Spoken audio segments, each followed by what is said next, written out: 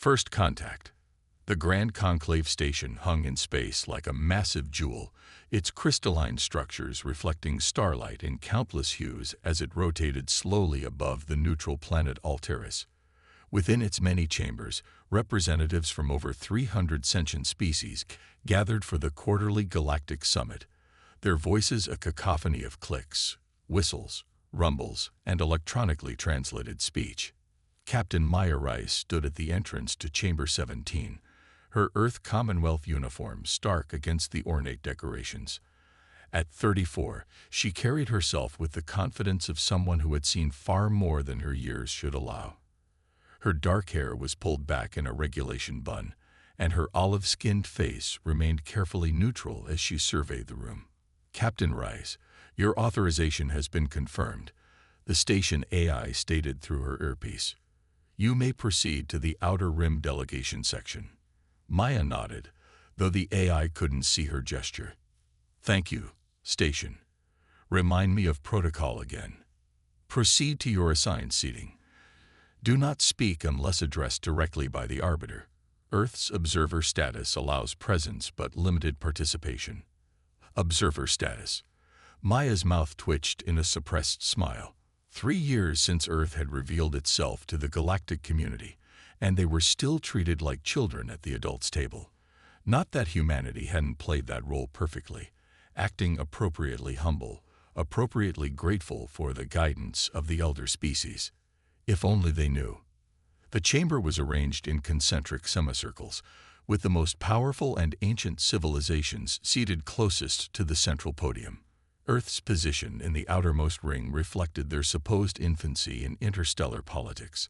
Maya made her way through the crowd, ignoring the curious and occasionally hostile stares from various delegates. The Outer Rim section held representatives from newly spacefaring races and minor powers.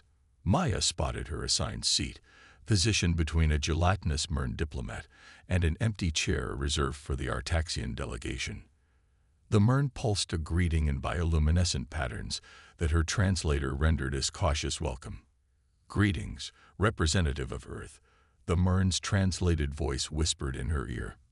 "First time at Conclave." Maya nodded politely. "First time for me, though not for Earth. I'm filling in for our usual diplomat."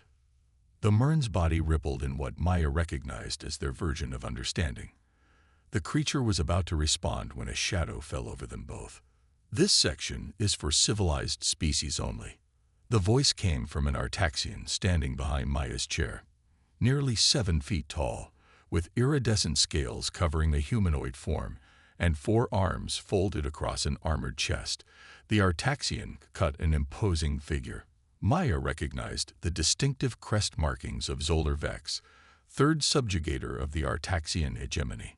"The human does not belong," Zolar continued, addressing the Mern as if Maya weren't present.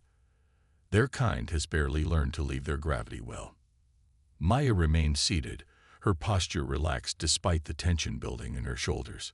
"Representative Zolar Vex," she said, using his formal title. "Earth has held observer status for 3 standard cycles. My credentials have been verified by station." Zolar's upper eyes narrowed, while his lower pair scanned her uniform with obvious disdain. Observer status granted through pity, no doubt. A primitive species should know its place.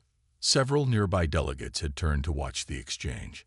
Maya was acutely aware that this was exactly the kind of incident Earth had warned her to avoid. Public confrontation with an established power. "Perhaps we should both take our seats," Maya suggested, gesturing to the empty chair beside her. "The summit will begin shortly." Zolar's 4 hands clenched simultaneously.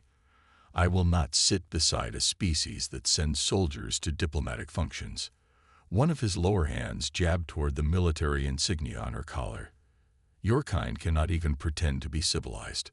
Maya maintained her calm expression, though her heart rate had increased. She had been warned about Artaxian prejudice against humans, but experiencing it firsthand was another matter. "Captain Rice serves as both military attaché and diplomatic envoy," came a new voice. A Varlian delegate had approached, his translucent skin glowing softly with neural patterns. Earth's combined service model is documented in their species profile. Zoller barely acknowledged the Varlian. Their model is primitive and dangerous. A species that cannot separate warfare from diplomacy has no place in conclave discussions. The chamber had grown quieter, with more delegates turning to observe the confrontation. Maya realized she was becoming the center of unwanted attention, exactly what her superiors had cautioned against. Earth needed to appear unthreatening, cooperative, even meek. But something in Zoller's dismissive tone sparked a decision in Maya. 3 years of playing the humble newcomer had its diplomatic value, but perhaps it was time for a calculated risk. Representative Zoller, Maya said as she rose slowly to her feet. Despite being a foot shorter than the Artaxian, she held his gaze steadily. Perhaps we started incorrectly. Allow me to introduce myself properly. She reached into a hidden pocket of her uniform and produced a small data crystal, no bigger than her thumbnail. It glowed with an internal blue light that pulsed gently. Zoller's upper eyes widened slightly at the sight of it. Where did you get that? The usual arrogance in his voice had faltered. Direct from Earth's central archives, Maya replied, holding the crystal between her thumb and forefingers so that its light caught the attention of nearby delegates. Containing specific information regarding Artaxian activity in Sector 12B, approximately 70 Earth years ago. The effect was immediate. Zoller's scales shifted color, darkening around his throat in what Maya recognized as the Artaxian equivalent of blanching. His forearms unclenched, then reclenched nervously. "That's impossible," he hissed, his voice lowered to prevent others from hearing. "Your kind was planet-bound then." Maya gave a small smile. "So everyone believes." The Mern beside her had gone completely still, its translucent body no longer pulsing with color. The Varlian delegate had taken a deliberate step backward. Neither wanted to be caught between what was quickly becoming a dangerous exchange. "You're bluffing," Zoller said, though his posture had changed from aggressive to defensive. "Earth has no records from that period." Maya slipped the crystal back into her pocket. "Would you prefer to discuss this privately, Representative Zoller, or shall we continue here, before the assembled delegates?" For a moment, she thought he might attack her. The Artaxian's clawed hands flexed, and his jaw opened slightly to reveal razor-sharp teeth. But diplomacy, or perhaps fear, prevailed. "A private discussion," Zoller said stiffly, "after the summit session." "Excellent," Maya replied with a pleasant nod. "And perhaps in the meantime, you would reconsider your seating arrangements. I believe we're assigned to adjacent positions." The watching delegates murmured as Zoller, without another word, took his seat beside Maya. The Artaxian sat rigidly, his forearms positioned precisely on the armrests, his gaze fixed forward. To everyone observing, it appeared the confrontation had somehow been resolved, with the powerful Artaxian seemingly acquiescing to the human's request.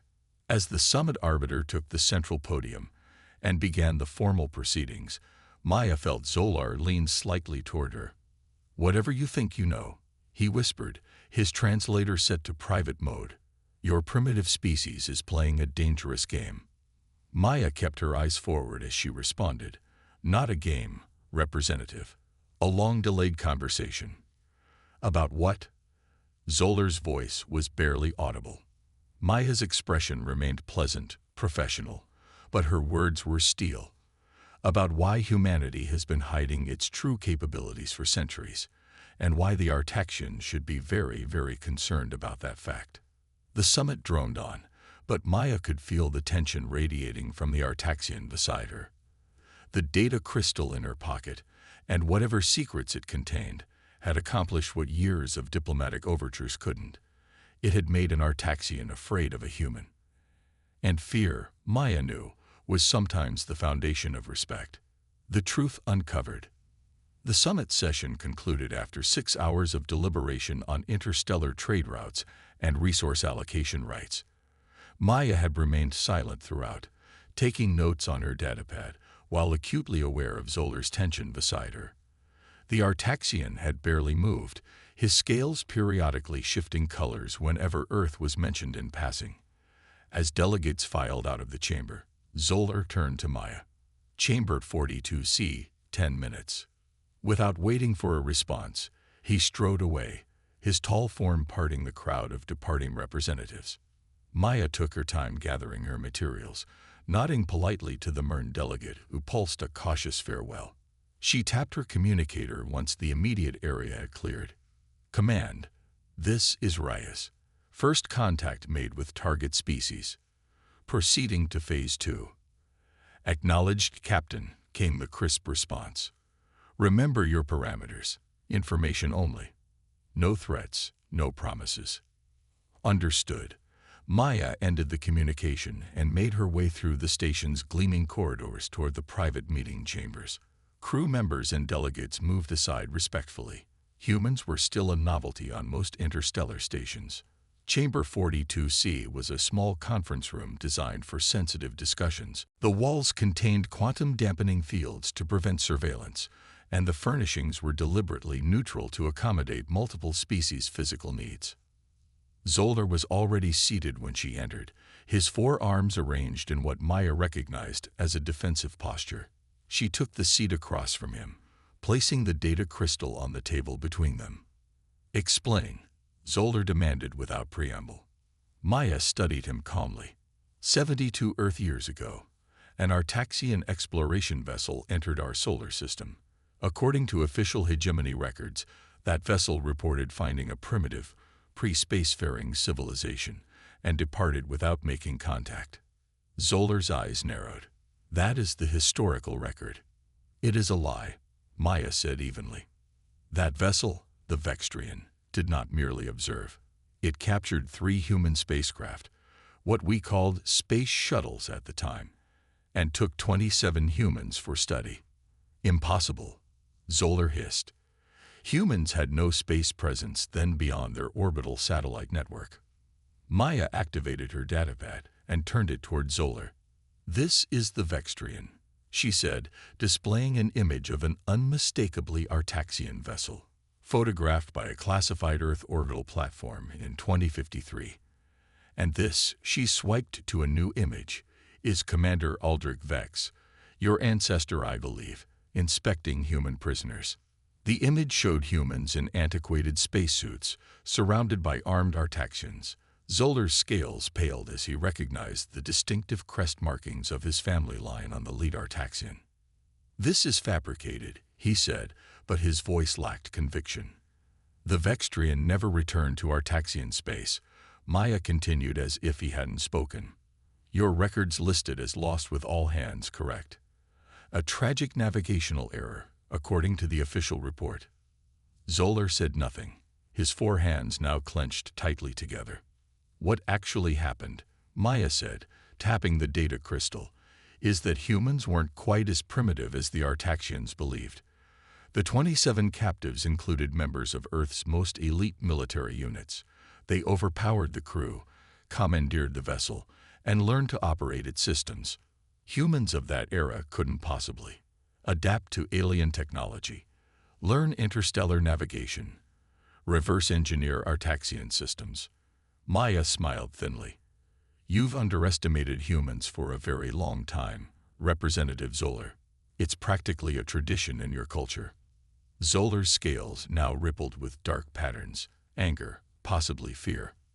If what you say is true, where is this vessel now? Where are the Artaxian bodies? Where is your proof beyond doctored images? Maya leaned forward slightly. The data crystal contains the ship's complete log, including Commander Vex's personal records detailing plans for a larger acquisition of human subjects. It also contains genetic samples proving Artaxian presence on Earth decades before official first contact. And the vessel itself.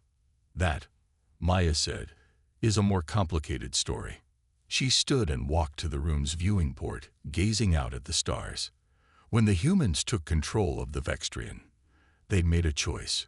They could return to Earth with proof of alien life, alien aggression, or they could use what they'd found to prepare humanity for the realities of the galaxy. Maya turned back to face Zoller. They chose the latter. For 70 years, a select group within Earth's governments used Artaxian technology to accelerate our development.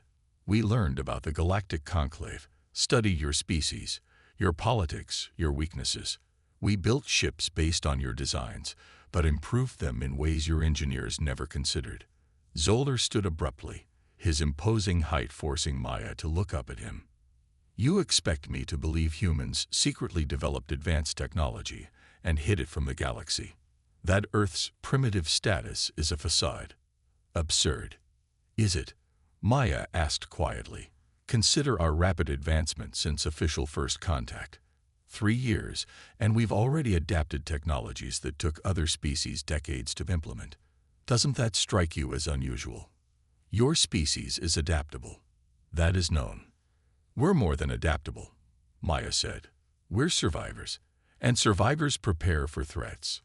Zoller circled the table slowly, his predatory nature evident in every movement. If what you claim is true, and I do not concede that it is, why reveal this to me now? What does Earth want? Justice, Maya said simply. The families of those 27 abducted humans never knew what happened to their loved ones. Some of them are still alive, still waiting for answers. And you think the Artaxian hegemony will publicly admit to an unauthorized abduction that allegedly occurred 70 years ago, based on evidence that could easily be fabricated? Zoller laughed, a harsh sound. Your understanding of politics is as primitive as your species claim to be. Maya picked up the data crystal. This evidence will be presented to the Conclave Ethics Committee tomorrow. I'm here as a courtesy and an opportunity. A threat, you mean? Zoller growled. A choice, Maya corrected. The Artaxian hegemony can acknowledge the actions of the Vextrian as unauthorized excesses of an ambitious commander, offer reparations to the families, and move forward with improved relations with Earth. Or, Zoller's upper eyes narrowed. Or Earth will be forced to demonstrate just how much we learned from the Vextrian, and how we've improved upon those lessons. The air in the chamber seemed to grow colder. Zoller's posture shifted subtly from aggressive to cautious. You would threaten war over an incident from before you were born. Maya shook her head. Not war. Exposure. Every species in the Conclave has secrets they'd prefer to keep hidden. The Vextrian's database contained more than just Artaxian records. It had information on dozens of species, including details of past atrocities conveniently erased from official histories. For the first time, genuine alarm showed in all 4 of Zoller's eyes. The Vextrian was an exploration vessel, not an intelligence gatherer. It was both, Maya said.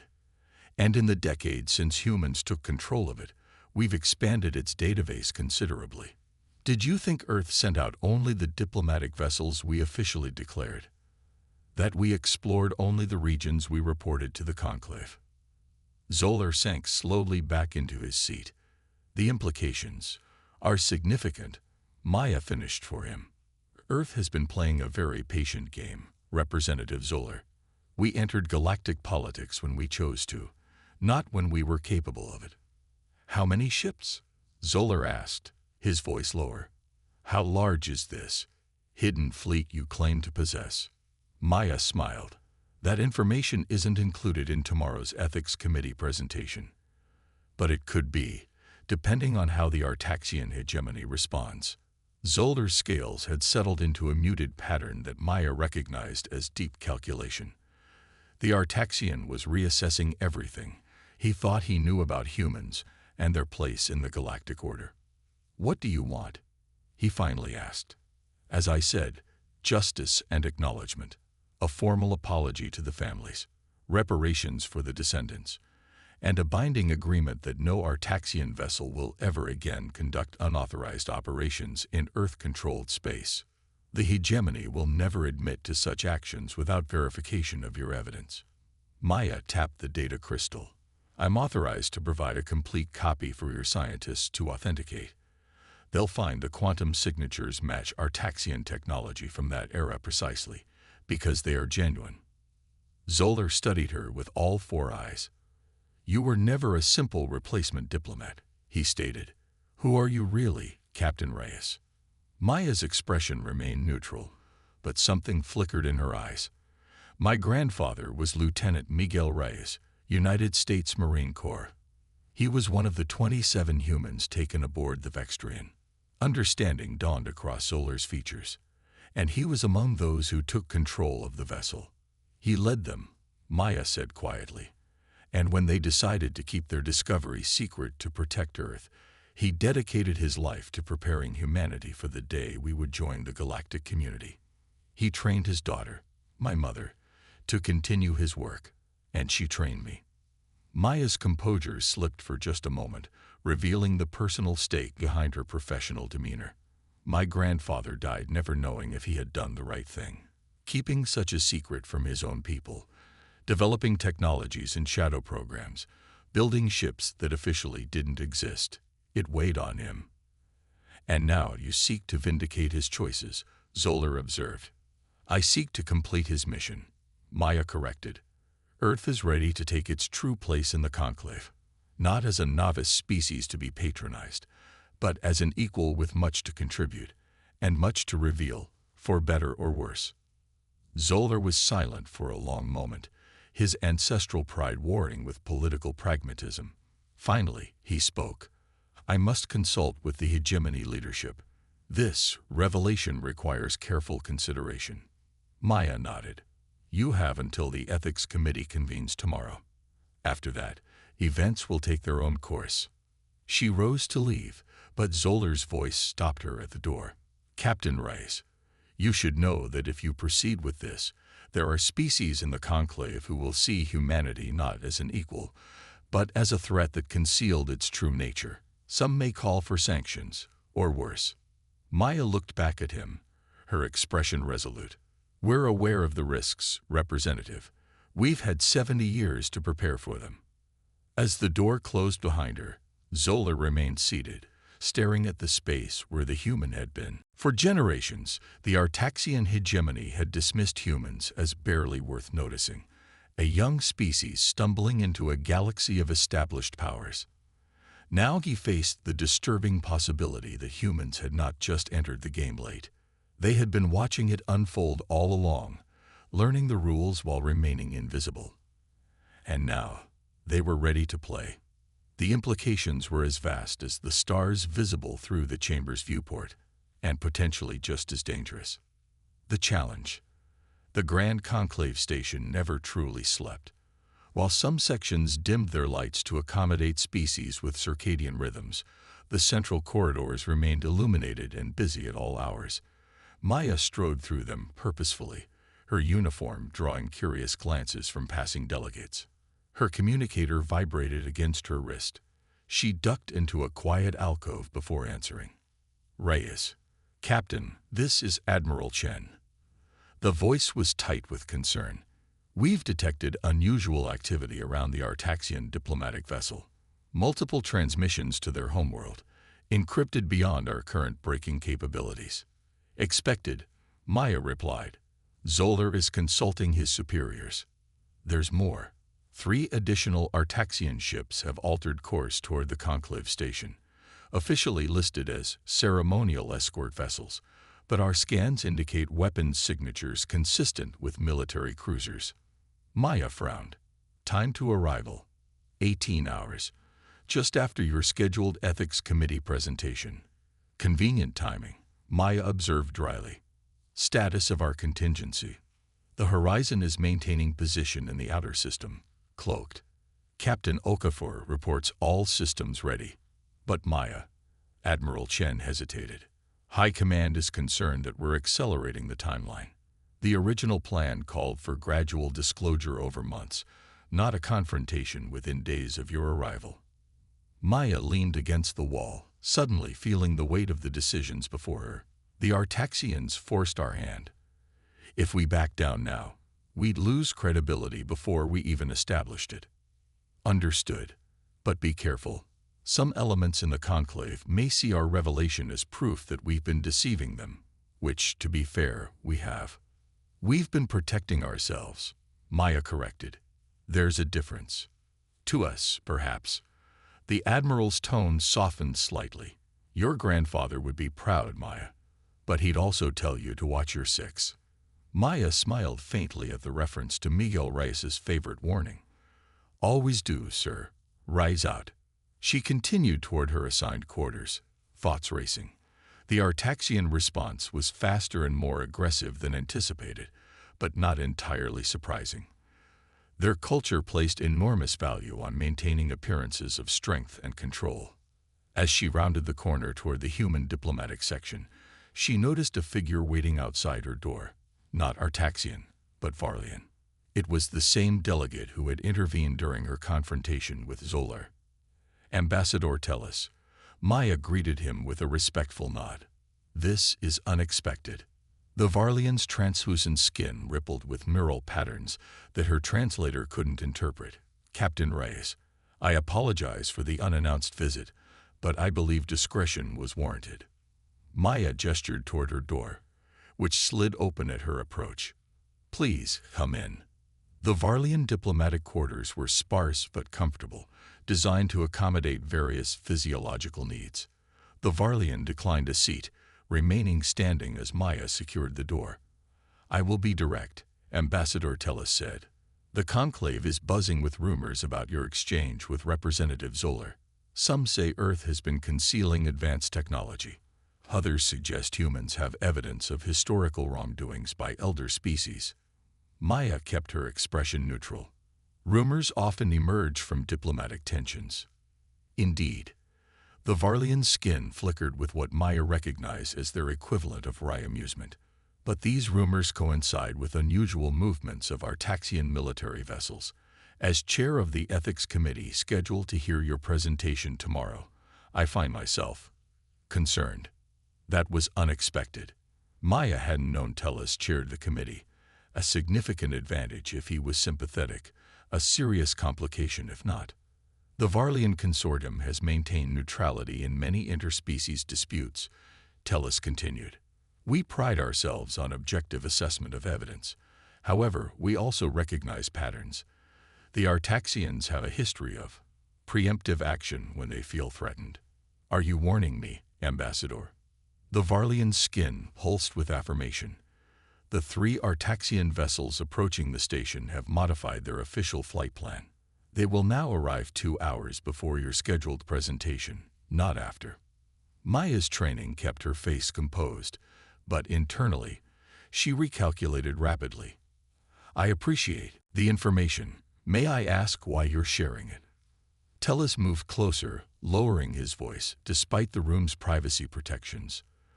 The Varlian Consortium has long suspected certain elder species of concealing historical actions that would violate modern conclave ethics.